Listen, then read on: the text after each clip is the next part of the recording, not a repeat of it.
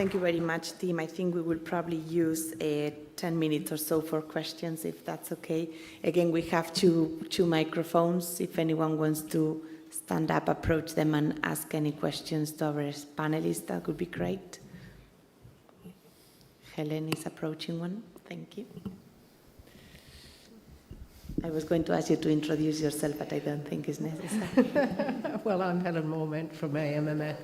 Tim, it's a question for you, really. When the samples, the biopsies come to you, I'm assuming that, you did say you get considerable numbers every day or every week, so presumably they are noted in order. But say, for example, you have a cholangio biopsy, do they get any priority? And because time is of the essence for the diagnosis, and so could you answer that bit? And then the second bit is, from receiving the tissue, and you went through all the complex things that have to be done, from getting that to actually saying, here's my report, I think this is a intrahepatic cholangio, how long would that take? Okay, the first part, so different departments will do this in a different way. Diagnostic biopsies, so small biopsies, are prioritised over cutting of the resections, because that's the treatment determining point. There's no prioritisation by specialty or proposed diagnosis.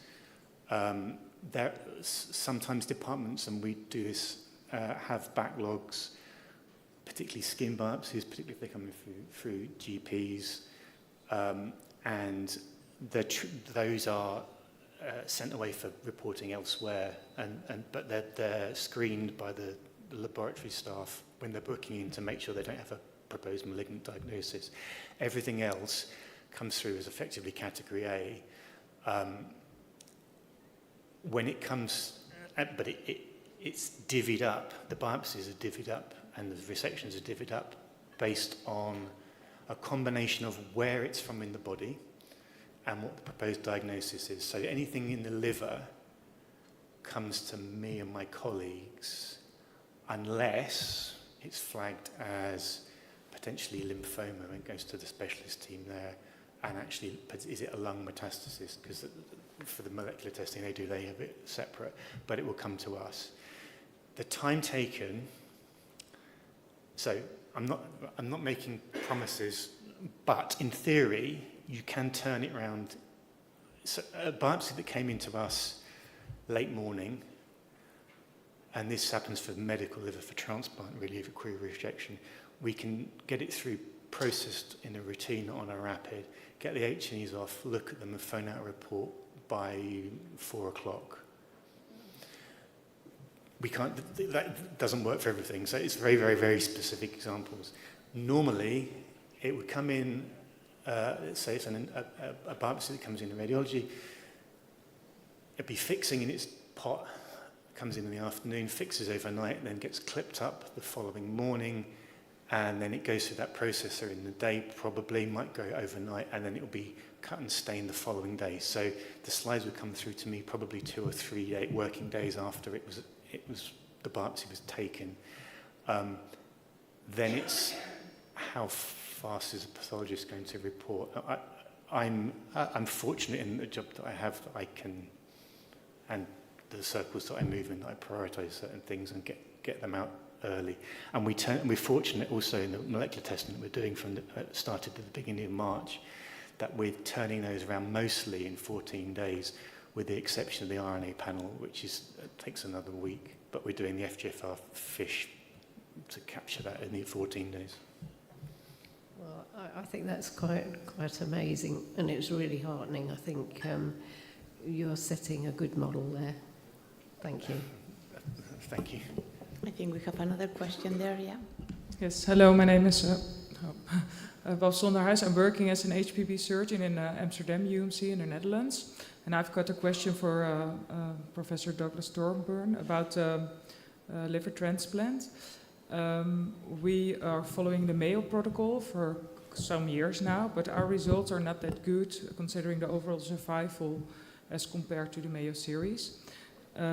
We think lymph node assessment is quite important, and maybe you can tell us a little bit more about how you will assess the lymph node status of the patients before enlisting them for liver transplant. Thank you. So, yeah, I think it comes back to the point I was trying to make at the beginning, which is the outcomes are determined by finding the right people to do the transplant in.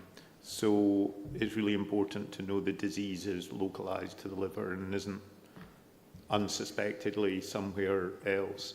All of the patients in the UK pilot have CT, chest, abdomen, pelvis, PET scan, and usually an MRI to make the diagnosis. In terms of evaluation of the lymph nodes, that's undertaken through the review of that imaging, and then an endoscopic ultrasound is mandated with lymph node sampling for patients. But I agree with you, even with that, it's not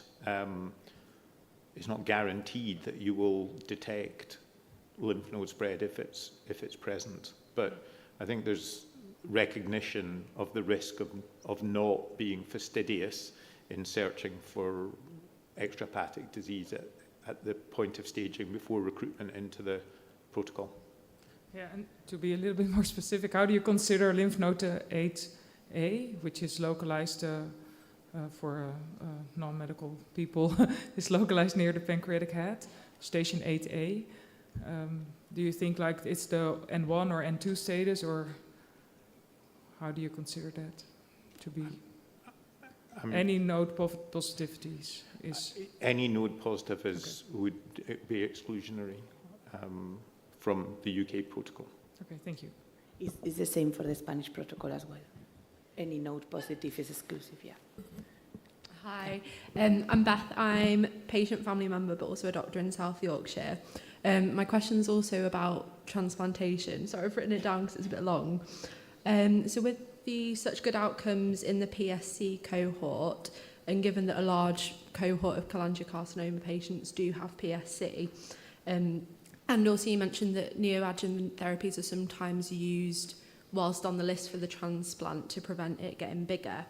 What is stopping patients that have PSC that have maybe responded to treatment or don't have, so downstage to an eligible size or don't have any detectable disease, from becoming eligible for a transplant, given that PSC, the end-stage treatment's a transplant anyway? So at the moment, there isn't good evidence to say that downstaging patients into transplant criteria is the same as always having been within criteria, if that makes sense. Yeah. And because we are trying to demonstrate the success of this approach, and it's a pilot, and at the end of transplanting 30 patients or treating 30 patients, we hope that we can take a decision as to whether this can become routine clinical care. We were wanting to be quite conservative in the approach that was taken. Within the Mayo protocol, and they've done, as of 2023, 450 patients or so through their protocol. The downstaging is still not part of that, so they've got to be within 3 centimetres and always within 3 centimetres for the hilar cholangiocarcinoma.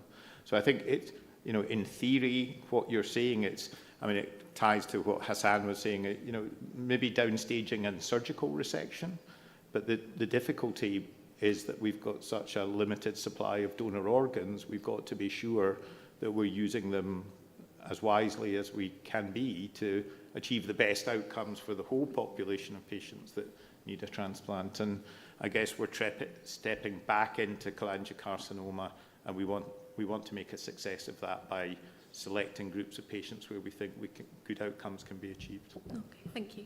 Thanks. Thank you. I think last question, right? You can ask. Yes, I just wanted to come back to Katerina, who gave us an excellent talk earlier about quality of life, and I'd like to ask her a question. First, in fact, two halves of the question. One is for people here that are patients and carers. Why should they do all these quality of a life assessments unless they're in a clinical trial? I can understand in a clinical trial you want to see drug side effects, for example. But if they're not in a clinical trial, why should they do it? That's my first question. And the second question is using quality of life assessment to ensure that people are recovering well after major surgery. So cholangiocarcinoma surgery is quite morbid. They can get lots of side effects. If we try and discharge people from hospital early, which we're always encouraged to do, quality of life assessment is actually one of the ways we can pick up problems. So I'd be grateful for your views on that. Yeah, thank you. Indeed, for the first part of the question,